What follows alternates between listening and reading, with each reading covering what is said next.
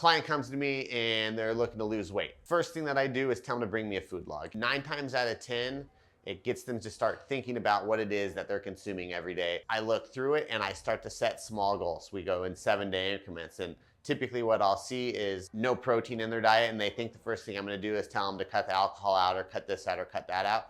So the first thing I typically do is make sure people are getting enough protein in their day. Once they have their protein dialed in, we've started to work on that for 7 days, and then we start to look at, okay, like what are the big factors that are keeping you heavier than you want to be? Any liquid calories, that's typically like step 2 that I get rid of, is removing all the liquid calories from their diet. No, protein shakes don't count in that.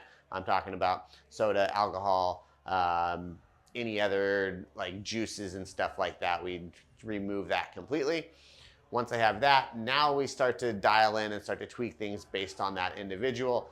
My basic formula for people that are trying to lean out: keep the protein number static, and then we start to move the carbs down and the fat up.